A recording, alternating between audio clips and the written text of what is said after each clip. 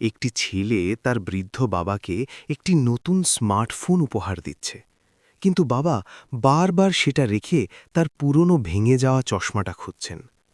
ছেলে বলল, বাবা, আমি আপনাকে এত দামি একটা ফোন দিলাম, আর আপনি এখনও সেই ভাঙা চশমাটা নিয়ে পড়ে আছেন।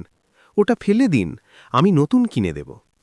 বাবা চশমাটা হাতে নিয়ে বলল, বাবা, এই চশমাটা শুধু একটা কাঁচ নয়। তোর মা যখন মারা যাচ্ছিল তখন সে এটা আমার হাতে দিয়ে বলেছিল, ছেলে যখন বড় হবে তাকে এই চশমা দিয়েই দেখে শান্তি পেও। বাবা দীর্ঘশ্বাস ফেলে বলল, আজ তুই অনেক বড় হয়েছিস, দামি দামি জিনিস দিচ্ছিস, কিন্তু তোর মায়ের স্মৃতিমাখা এই পুরনো চশমাটা দিয়ে তোকে দেখলে আমি যে তৃপ্তি পাই তা তোর এই দামি ফোনে নেই। মা বাবা বেঁচে থাকতে তাদের সময় দিন, তাদের ছোট ছোট আবেগগুলোকে সম্মান করুন, কারণ তারা চলে যাবার পর পৃথিবীর সব সম্পদ দিয়েও তাদের স্মৃতিটুকু ফেরানো সম্ভব নয়।